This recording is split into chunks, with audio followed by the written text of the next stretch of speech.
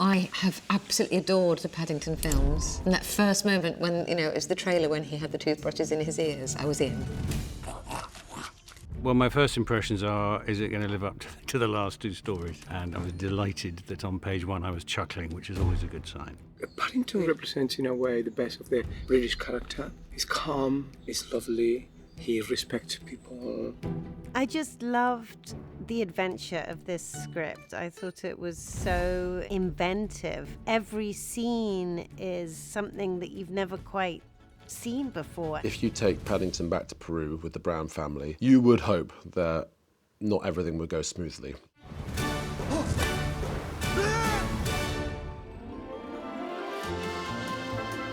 We wanted to change the location a bit. There's been 2 films set in London, and we wanted to do something completely different. So we went, what if Paddington went back to Peru? That was the genesis of the story, and that gave us lots of things like the Browns then fish out of water rather than Paddington. And in some ways, Paddington's a fish out of water because he's been in London so long. So what would it be like? What's it like for Paddington to go back to Peru?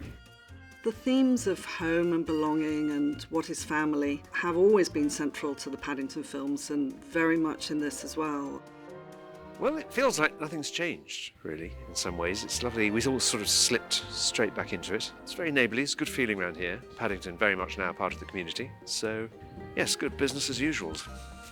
It has just been a joy coming back. So many of the crew returned, and then we had all these wonderful new people. When I was approached with the opportunity of doing Paddington in Peru, I thought this is a huge undertaking with a lot of expectation, but it's an opportunity I really couldn't turn down. I was such a fan of the first 2 films, their style, their humour, their creativity, that I thought maybe I could contribute to this series of films in my own way and continue the story going.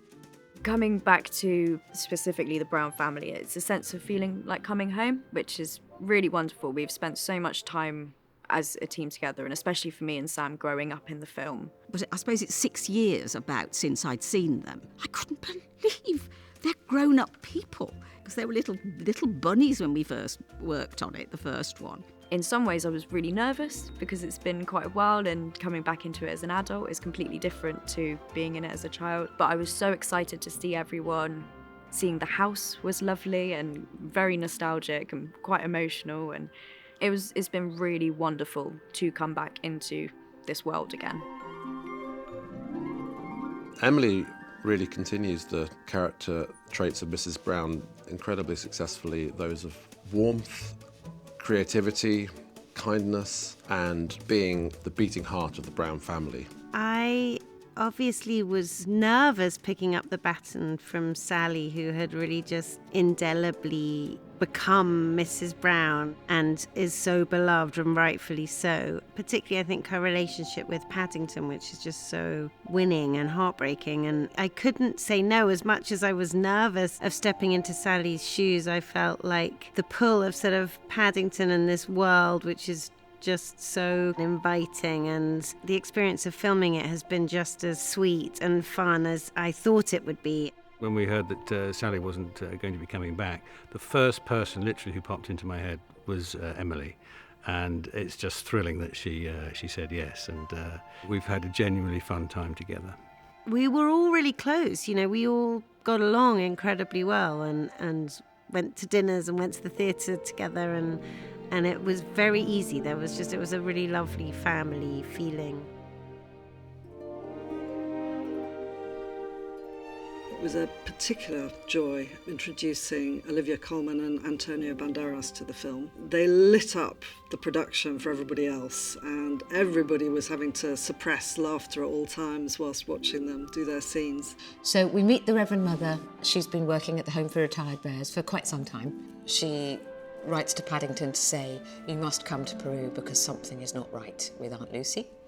As soon as Olivia put on her nun's habit, she became the Reverend Mother, and she was a wonderful addition to the cast, especially when she had scenes talking to Paddington. She was a lovely character for Paddington to interact with. You have such an icon of British film and television interacting with another icon of British film, And that was lovely to see and to imagine. Well, Olivia, I've worked with in the past. She's utterly hilarious and charming, and it's been lovely being reunited with her, I must say. She was entirely game for all her scenes, which vary from the sublime to the ridiculous. She even is involved in a musical number.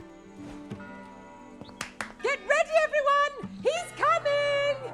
We are on day 3 of our dance rehearsals, and we're in this amazing big space with our markdown of the set. So this scene is set in the home for retired bears, which is where Aunt Lucy is. And we have 20 nuns that are going to be dancing around in different formations, and it begins in a courtyard setting, and then we lead into sort of a living area where all the bears are, that goes up into an area that's, I guess, more like a cozy fireplace area, and then we work our way outside into the big lawn.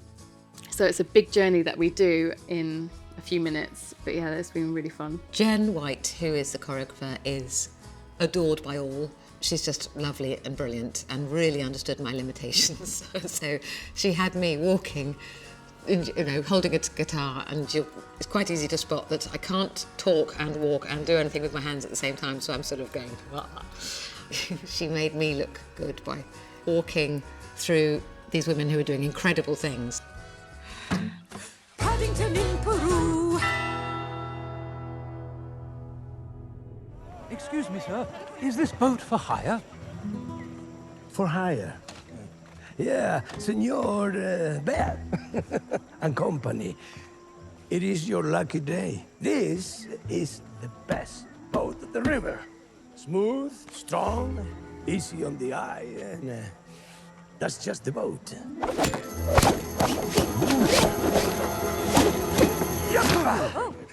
Voila!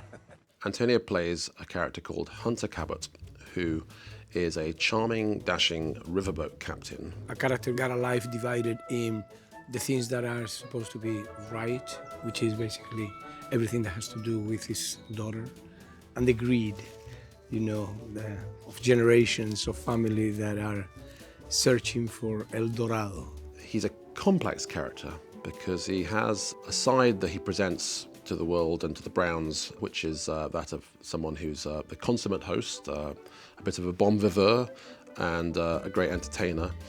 But when doors are closed and he's on his own, he's also haunted by his past. I play Hunter and 5 other characters.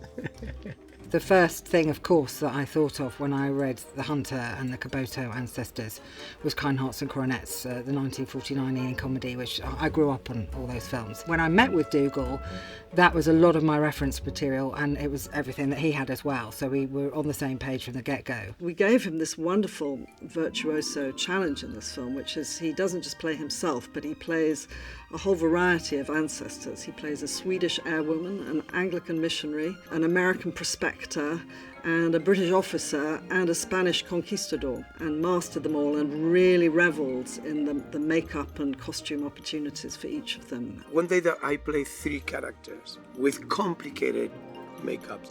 So each one of them has like 2 hours on the chair. So I spend 6 hours basically on the chair, and then you have to go to the set, do whatever you have to do, and go back. You have to undo everything and start all over again. But at the end, when you see the movie and when the time passed by and you say, well, it was worth it, and that's what matters. At the end, that's going to be there forever. He's all the things that you think he's going to be: charismatic, funny, charming, incredibly handsome. He's just so nice too, so present, so energized, so much in a way the life of the set. He's a proper company man. He comes from the theatre background, and so teamwork is everything.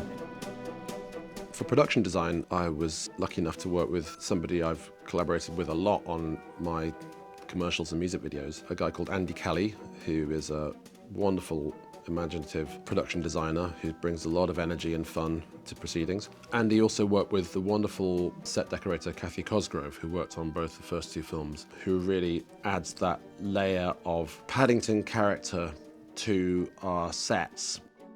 Luckily, Paddington's aesthetic has been sort of set for us previously, in the other 2 films. We were just trying to bring that look to Peru. So we went to Peru to get variations of props and set dressing and fabrics that we could get from out there and bring them over here. I really wanted the colour of Peru within the costumes. My supervisor, Kate, and I went out for 2 weeks and came back with 20 suitcases full of hats and shawls and just a feel of Peru. My overall approach was really to incorporate the amazing craft that is still handmade in Peru.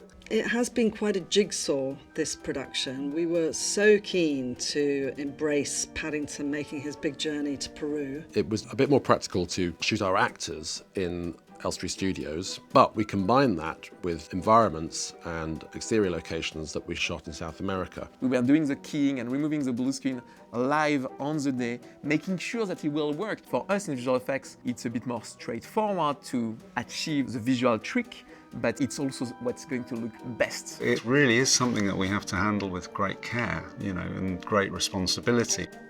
We're at this location called Barry Bishop's Farm, which is been a bit of a godsend, really. It's got so many places that we're able to go around and shoot in. We have this little enclave which feels like it's at the edge of the riverbank in the end, and they had 100 and something Peruvian extras and 14 boats of various styles that we painted, and then a full-on market. Hunter's and Gina's boat. I think that was the first set we really got our teeth into. The exterior went on a big 6-axis gimbal. It was a 60-foot long boat. Built it down at Sky Studios in Elstree. We joined 3 of the interior sets together and stuck them on a 6-axis gimbal on the inside the stage, and we were able to rock that all around. And construction and the art direction team and the set decoration just did a really beautiful job, and I think it came together really well. So this was just a field, and I remember seeing the drawings and thinking, I know that set builders are incredible, set decorators and the art department are amazing, but it's always, you go, whoa, when you actually walk onto it. They didn't cut corners or make it a little bit smaller. They've done this enormous, beautiful thing. There's the ruins of a monastery, and growing out of that is this beautiful thatched, it looks like some sort of Maldives-type honeymoon place on stilts, and all the Peruvian tapestries everywhere, and the paintings up there, which just look like they've been there for centuries, but they're weeks. It's just amazing what people can do. And also, every drawer you look in, there's stuff that will never be seen on camera, but the art department are so amazing. They've really outdone themselves. The art department and what the production has created to make Peru and all these sets is, well, it's incredible. It's a real village making Paddington, putting together the character and the backgrounds and bringing it all together as this sort of lovingly handcrafted film that you finally see. Ultimately, I hope audiences are going to be entertained and amused by this story. I also hope they will feel that the qualities of Paddington's character have been continued and continue to inspire. We mustn't forget that Paddington has a hard stare as well. My favourite thing about Paddington is his innocence and just how naturally loving he is. And we all need that. I think we all need a little bit more of Paddington. Being kind and polite will make the world right. Life in London is still quite wonderful, and I still feel very much at home. Lots of love from Paddington.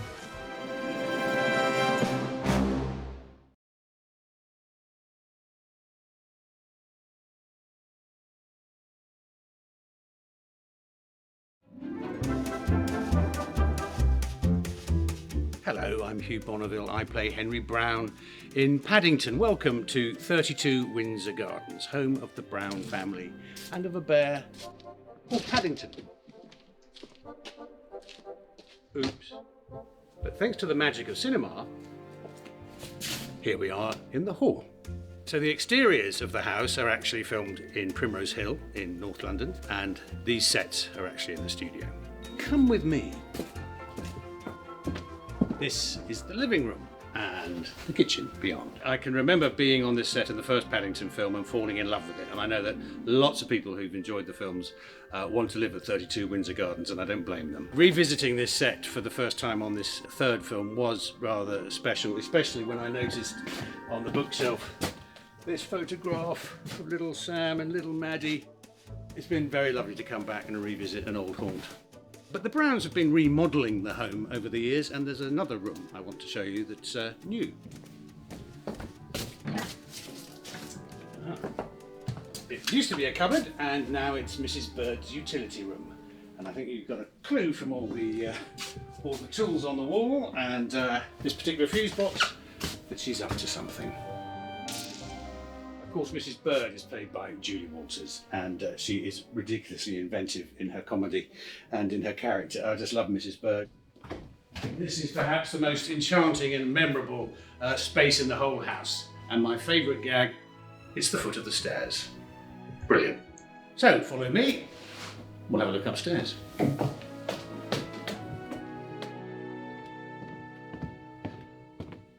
And this is Henry and Mary's bedroom. And this is Judy's bedroom.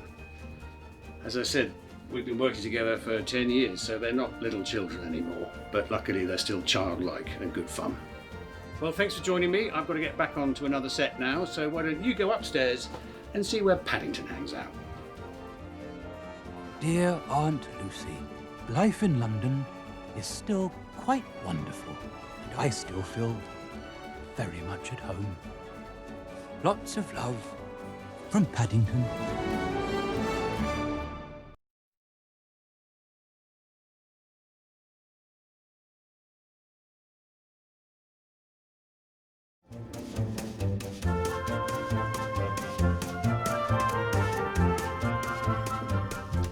Hi, I'm Madeline Harris. I play Judy Brown.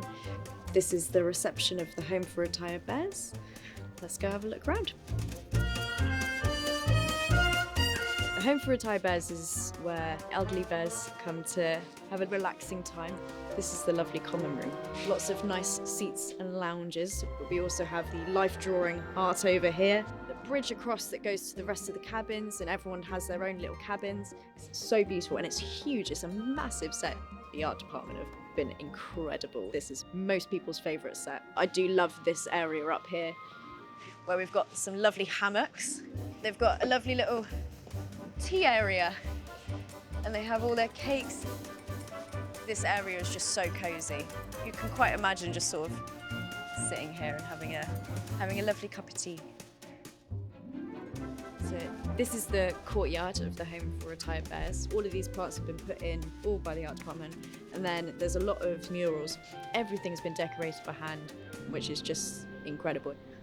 Let's go have a little look in the Reverend Mother's office.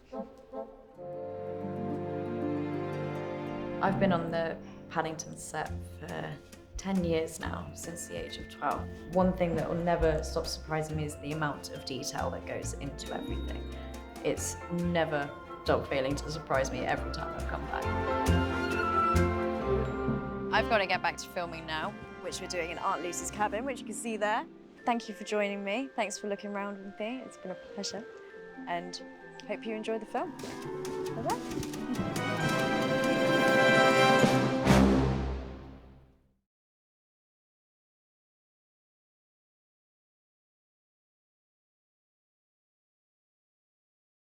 Reverend Mother, my nephew Paddington, he's coming to visit, completely out of the blue. Hallelujah!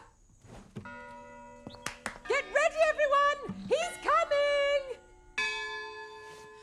Let's prepare for Paddington, Paddington in Peru. He's coming to stay from far away, and there's so much to do. There's prepping and there's packing. No plan must be lacking. Nice bums, by the way. There's no time for slacking. We better get cracking and bring your nephew to you. Careful! Let's prepare for Paddington, Paddington in Peru. Embarking today from the UK. I pray that they won't suffer delays. There's lots and lots to do and see. Can he get me some duty-free? Everything must go with a swing for Paddington in Peru. Let's prepare for Paddington. Make sure your tray table is securely stowed. Pull the red cord to inflate your life jacket. They didn't mean now, Paddington. Sorry.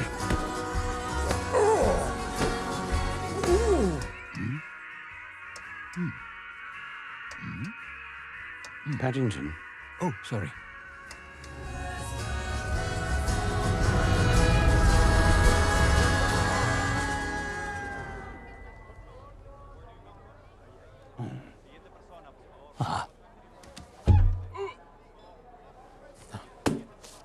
Welcome to Peru.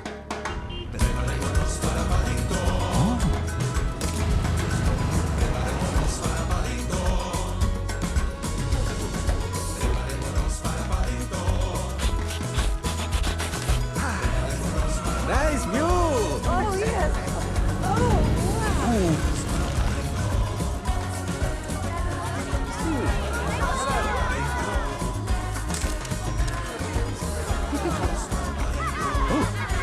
Help yourself. It's called marmalade. His travel plans have been confirmed. No stone can be left unturned. Holy sisters, novice nuns, action stations, everyone. There's pinning and tacking and washing and stacking, making and mending and pruning and tending and waxing and buffing and plucking.